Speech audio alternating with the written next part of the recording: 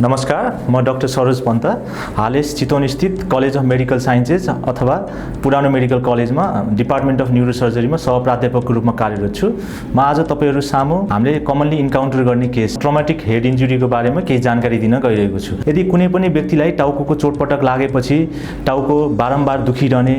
बारम्बार बान्ता भइरहने, कुनै पनि व्यक्तिमा होसको अवस्था अथवा चेतनाको लेभल घट्दै जाने अथवा डिक्रिज लेभल अफ कन्सियसनेस जुन चाहिँ भन्छौं त्यो देखिएमा, यदि कुनै पनि व्यक्तिलाई हेर्दाखेरि भिजनमा केही प्रब्लम देखिएमा अथवा हेर्दाखेरि एउटा चीजलाई दुईटा देखिएमा जसलाई हामी डबल भिजन भन्छौं, त्यस्तो देखिआए खण्डमा बोल्दाखेरि बोली लडबडाउनु अथवा बोल्दाखेरि गाह्रो हुनु र कुनै पनि व्यक्तिलाई बारम्बार निन्द्रा लागेमा, कुनै पनि व्यक्तिको नाकबाट अथवा कानबाट पानी जसो तरल पदार्थ जसलाई हामी सीएसएफ राइनोरिया अथवा अटोरिया भनिन्छ त्यस्तो देखिएमा तुरुन्त न्युरोसर्जनसँग परामर्श गर्न सकिन्छ र त्यसको साथसाथै बिरामीलाई अहिले ठिकै छ तर एकछिनको अवस्थामा फेरि बिरामीको होसमा कम आउन थाल्यो अथवा बिरामीलाई छारे रोग जस्तो अथवा छारे जस्तो कुनै पनि गतिविधिहरू देखिन थाल्यो, त्यो भनेको रेड फ्ल्याग साइन्सहरू हो टाउकोको चोटपटक लागेकोमा। त्यही भएर यस्ता खालका बिरामीहरू चाहिँ नजिकको स्वास्थ्य केन्द्रमा गएर न्युरोसर्जनसँग परामर्श लिन सकिन्छ र हामीले मेन कन्सिडर गर्ने कुरा के हो त भन्दाखेरि यदि कुनै पनि वयस्क